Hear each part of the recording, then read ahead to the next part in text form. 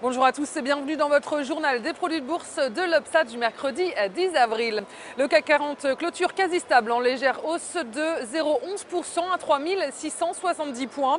La place parisienne a été portée par le coup d'envoi hier soir de la saison des résultats trimestriels aux États-Unis. C'est une saison qui a plutôt bien commencé avec les résultats d'Alcoa.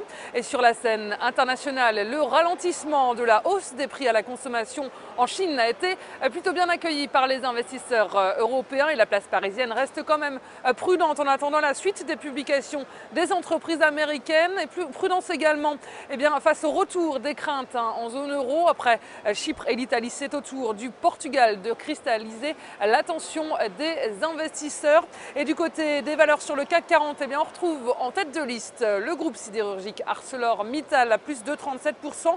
France Télécom gagne 1,80% et les bancaires évoluent en ordre dispersé. C'est EADS qui signe la plus mauvaise performance à moins 3,18%. Et à Wall Street, les marchés américains clôturent en légère hausse.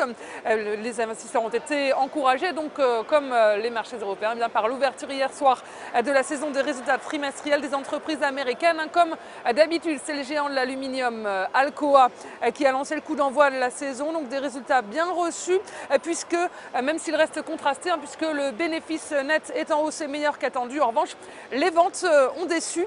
Une séance positive, mais sans grand éclat. On a très peu de nouvelles macroéconomiques cette semaine. Les investisseurs restent sur leur garde. On voit la faiblesse des volumes échangés.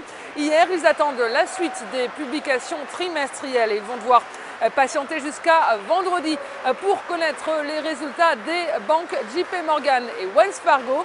Et du côté des valeurs américaines, les bancaires JP Morgan, Citigroup, Wells Fargo, Morgan Stanley sont en hausse.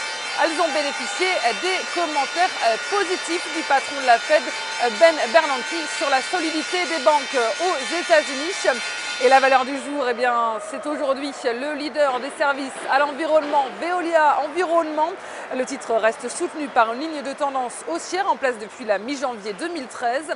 Et de son côté, l'indicateur de tension RSI a rebondi pour la troisième fois sur une zone de support en place depuis le même moment. Il est sur le point de repasser en territoire positif.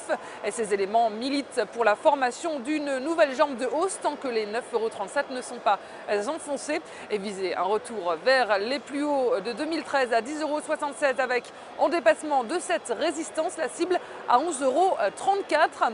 Et la stratégie qui vous est proposée pour jouer cette valeur, c'est l'achat du Warrant Call Veolia Environnement à 4959 T d'Unicredit au prix d'exercice de 9 € et d'échéance au 6 décembre 2013. Voilà, c'est tout pour aujourd'hui. Passez une excellente journée et à demain.